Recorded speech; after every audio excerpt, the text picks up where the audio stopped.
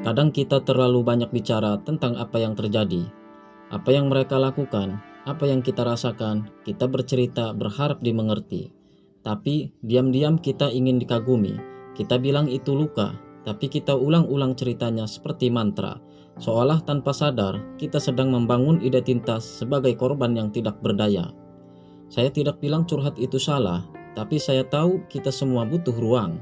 Tapi jika ruang itu hanya membuatmu berjalan di tempat, bukankah lebih sehat jika kamu diam dan mulai bergerak?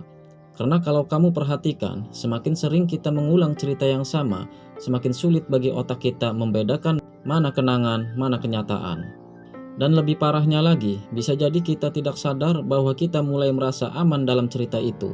Kita mulai nyaman jadi seseorang yang disakiti, karena jadi korban itu tidak perlu bertanggung jawab. Kita hanya perlu sedih, maka berhentilah. Berhenti menceritakan apa yang terjadi dalam hidupmu dan mulai mengubahnya secara diam-diam. Mulailah dengan satu langkah kecil, tidak perlu diumumkan, tidak perlu dipuji, karena perubahan sejati tidak butuh saksi. Karena pada akhirnya hasilmu akan bicara lebih keras daripada ceritamu. Kawan, jangan biarkan pendapat orang lain mengendalikanmu atau mempengaruhimu. Kamu mungkin pernah merasa bahwa hidupmu bukan benar-benar milikmu. Keputusanmu, pilihanmu, bahkan cara kamu tersenyum, semuanya terasa seperti hasil dari apa yang akan mereka pikirkan. Sejak kecil kita dibentuk oleh suara-suara di luar kepala kita. Komentar keluarga, pandangan teman, sindiran orang asing yang bahkan tidak tahu siapa kita sebenarnya. Dan entah sejak kapan kita mulai mengira itu suara hati kita. Padahal bisa jadi itu bukan kamu. Bisa jadi kamu sedang menjalani hidup orang lain, mengejar standar yang bahkan kamu sendiri tak pernah setuju, seperti yang sudah kita bahas di awal. Banyak dari kita tak sadar sedang mengulang cerita yang sama, tapi di balik cerita itu sering tersembunyi suara yang tak kalah keras. Suara ekspektasi orang lain. Mungkin kamu memilih jurusan bukan karena kamu suka, tapi karena itu jurusan yang punya masa depan. Mungkin kamu bertahan dalam hubungan yang melelahkan hanya karena takut disebut gagal. Atau kamu bekerja siang malam bukan karena kamu lapar akan pencapaian, tapi karena kamu takut dianggap malas. Lalu muncul pertanyaan, siapa sebenarnya yang sedang menjalani hidup ini? Karena kalau kamu hidup untuk dipuji, maka kamu akan mati karena diabaikan. Dan itu bukan sekedar perantara dramatis, itu fakta psikologis. Otak kita memang dirancang untuk merespon pengakuan dari luar, tapi ketika satu-satunya tolak ukur kebahagiaanmu adalah validasi, kamu sedang membangun istanamu di atas tanah yang terus bergerak. Salah satu hal paling membebaskan yang bisa kamu lakukan adalah berkata, aku memilih ini karena aku tahu dan itu cukup.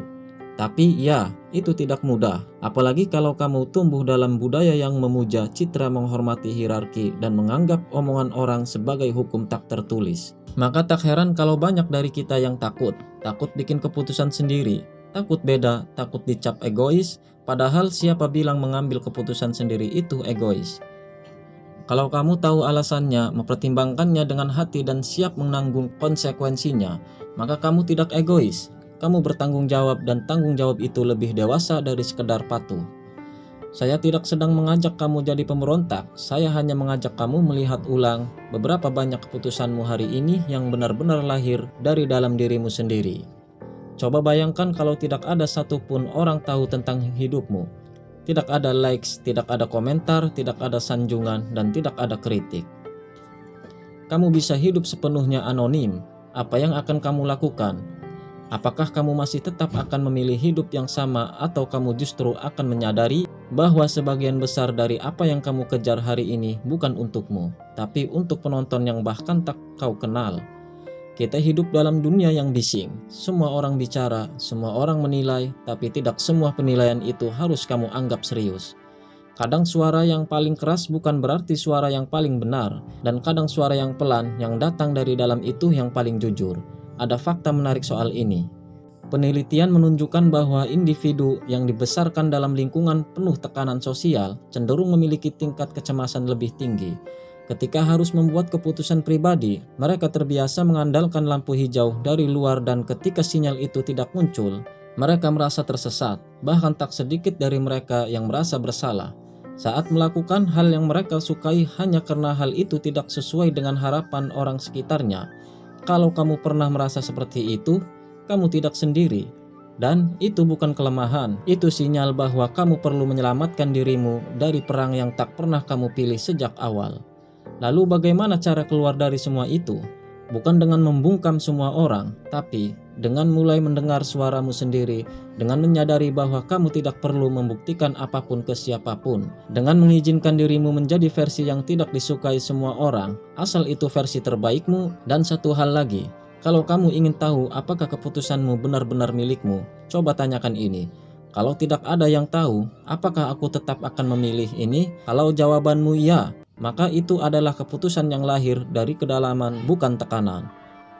Mungkin suatu hari nanti kamu akan sampai di titik di mana kamu membuat keputusan besar yang tak dimengerti siapapun. Mereka akan bilang kamu bodoh, keras kepala, tidak tahu diri, tapi mereka lupa yang kamu pertaruhkan bukan citra, tapi hidupmu sendiri. Dan kamu hanya punya satu kali kesempatan menjalaninya. Jangan sia-siakan hidup itu hanya karena kamu takut tidak disukai.